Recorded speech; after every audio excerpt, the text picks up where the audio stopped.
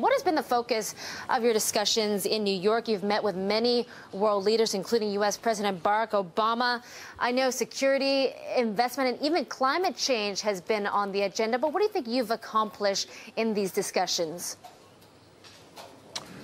Oh, thank you, sir. It's been a very productive meeting with President Obama because it signifies a desire by the United States to enhance their focus and engagement with ASEAN. It also signifies the growing importance of ASEAN and Asia as a whole. I think specifically, the meeting was very productive in the sense that the tone of the meeting was to look at some new initiatives that we could carry out under the auspices of the U.S.-ASEAN umbrella. I suggested to President Obama that let's look at the strength of the United States. For example, education is one, science, technology, counterterrorism, and of course, overall would be trade and investment. Prime Minister Najib, you talked about engagement. What about the currency debate? I'm sure you're hearing a lot about it being in the U.S. And, of course, it's taking place between China and the U.S. U.S. politicians want China to appreciate its currency more. And right now we have U.S. politicians threatening tariffs on Chinese-made goods. Now, Malaysia also has tight controls on its own currency, the ringgit itself. It hasn't been internationally traded in 12 years. What do you think about this threat and these hearings taking place on Capitol Hill in the U.S.? Obviously, the economic relationship, and in particular, some of the tension arising with respect to the U.S.-China economic relationship, I think it's going to be more accentuated as we move forward. And I think central to that would be the sense in America that China has been too aggressive, and China should relax a bit and allow for more balanced trade between U.S. and China.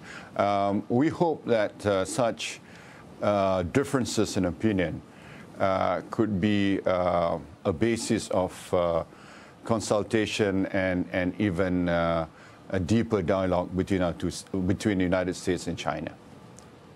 Now, Prime Minister Najib, you also act as finance minister for Malaysia. When you see another country and the politicians, say in the U.S., trying to, I guess, tell another sovereign, China, what to do with its currency, which way would you support? Which side would you support if asked? Well, I think with China, it's all a question of face. I don't think the Chinese government would like anyone outside to tell them what to do. If you want the best results with the Chinese, it would be, to engage them as friends, to engage them within closed doors, and to talk to them and try to convince them that a certain course of action would in fact be mutually beneficial. Okay, Prime Minister Najib, let me also talk to you about other points of engagement since you are in the U.S., in New York. Recently, we had the story in this case of a priest in Florida threatening to burn Qurans, with the plan later being canceled. How concerned are you about Islamophobia? I know Malaysia is, some would say, majority Muslim. When you hear such cases taking place in the U.S., what are your thoughts? Well, this is actually a very important issue that we need to deal with, because lately we're seeing a resurgence, if you like, or an upswing in terms of fearing Islam or Islamophobia. This is actually the very topic that I addressed during my speech at the United Nations General Assembly this morning. I said that there is a danger that we are being pressured by the periphery, meaning the extremists. And I don't mean just extremists amongst the Muslims. There are extremists amongst Christians. There are extremists amongst the Jews. But what is important is for us, the majority, the moderates. And in fact, I made a clarion call that there should be a movement of the moderates. Moderates amongst the Christians, moderates amongst the Jews, moderates among the Muslims, for us to capture the high ground, for us to take center stage, for us not to allow extremists to dictate and push their agenda at the expense of the interests of the majority.